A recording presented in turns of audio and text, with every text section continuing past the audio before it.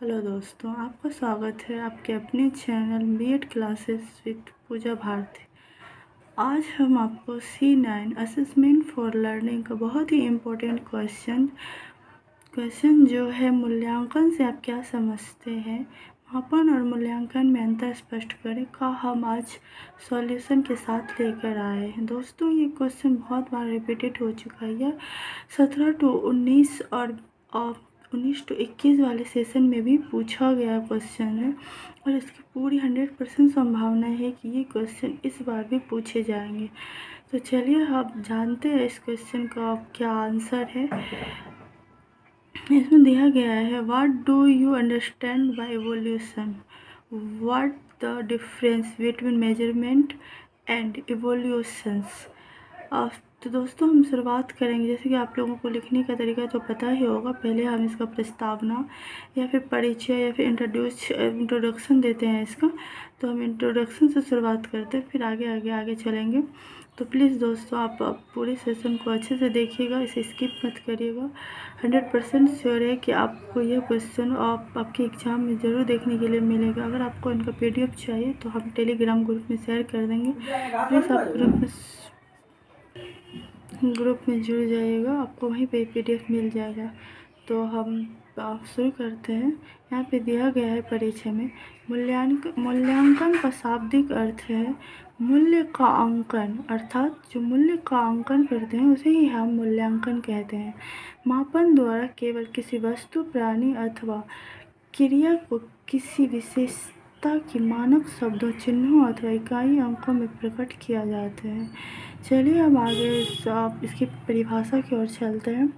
परिभाषा में बोला गया है, ब्रेडफील्ड के अनुसार मूल्यांकन किसी वस्तु अथवा क्रिया के महत्व को कुछ सामाजिक, सांस्कृतिक और वैज्ञानिक मापदंडों के आधार पर चिन्हों विशेष में प्रकट करने की प्रक्रिया ही क्या कहलाता है, हमारा मूल्यांकन कहलाता है। अर्थात मूल्यांकन उसे कहते हैं, एक तरह से मूल्यांकन को हम फीडबैक भी बोल सकते हैं कि बच्चा जो कुछ सीखा, दिन भर में जो कुछ पढ़ा, शाम को उसका हम मूल्यांकन करते हैं। इससे हमें पता चलता है कि बच्चा दिन भर में क्या सीखा, क्या उसमें कमियां रही, क्या हम सुधार कर सकते हैं शिक्षण विधि में।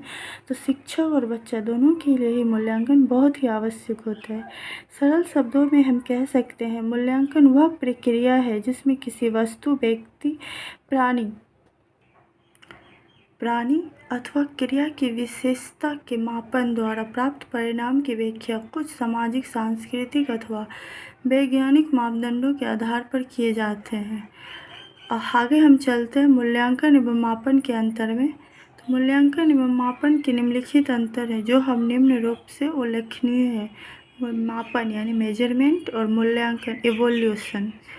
मापन प्रक्रिया में किसी वस्तु, प्राणी अथवा क्रिया की किसी विशेषता को निश्चित मानक शब्दों, चिन्हों अथवा इकाई अंकों में प्रकट किया जाता है। जबकि मूल्यांकन जो होता है, मूल्यांकन प्रक्रिया में किसी वस्तु, प्राणी अथवा क्रिया के मापन द्वारा प्राप्त परिणाम की व्याख्या करता है। अर्थात मूल्यांकन जो व्याख्या करता है वो परिणाम की व्याख्या करता है। और दूसरे में चलेंगे, मापन जो है वो मापन मूल्यांकन का प्रथम पद होता है। मापन मूल्यांकन का प्रथम पद होता है, जबकि मूल्यांकन में मापन परिणाम प्राप्त करने के बाद उनकी व्याख्या भी की जाती है। मापन में उनकी व्याख्या भी की जाती है।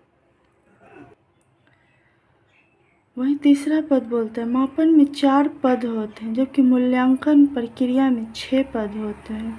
मापन प्रक्रिया में साक्ष्यों को एकत्रित किया जाता है, जबकि मूल्यांकन प्रक्रिया में साक्ष्यों का विश्लेषण किया जाता है। अर्थात सिंपल सी भाषा में हम समझ सकते हैं कि मापन में साक्ष्यता को एकत्रित किया जाता है और मूल्यांकन में उसी साक्ष्यता का विश्लेषण किया जाता है। मापन के परिणामों के आधार पर व्यक्तियों को सही निर्देशन नहीं दिया जा सकता। अर्थात मापन का जो प्रकार होता है उसके आधार पर हम व्यक्ति को सही निर्देशन नहीं दे सकते, परंतु मूल्यांकन से प्राप्त परिणामों के आधार पर हम व्यक्ति को सही निर्देशन दे सकते हैं। मापन से प्राप्त परिणाम के आधार पर सही वर्गीकरण नहीं किया जा सकता, जबकि मूल्यांकन से प्राप्त परिणाम के आधार पर सही वर्गीकरण किया जा सकता है।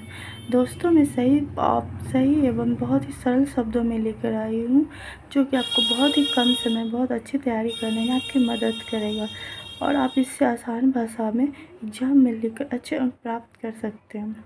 तो अब निष्कर्ष, जो कि बहुत ही ज़रूरी होता है, तो निष्कर्ष में दिया गया है, उपरोक्त विवरणों से यह स्पष्ट होता है कि मापन मूल्यांकन का ही प्रथम पद है, परंतु दोनों में अनेकों अंतर हैं। मापन के आधार पर सही वर्गीकरण नहीं किया जा सकता, जबकि मूल्यांकन के परिणाम के आधार पर सही वर्गीकरण किया जा सकता है, बल्कि मूल्यांकन के आधार पर सही व्यक्ति को निर्देशित भी किया जा सकता है। दोस्तों, तो कैसा लगा आज का आपका वीडियो? अगर आपको इस वीडियो का PDF चाहिए तो आप हमारे टेलीग्राम ग्रुप से जुड़कर इसका PDF फ्री में प्राप्त कर सकते हैं। दोस्तों, तो आपको वीडियो कैसा लगा हमें कमेंट में ज़रूर लिखें और प्लीज़ हमारे चैनल को सब्सक्राइब और बेल आइकन को हिट करें, लाइक करना ना भूलें। आज के लिए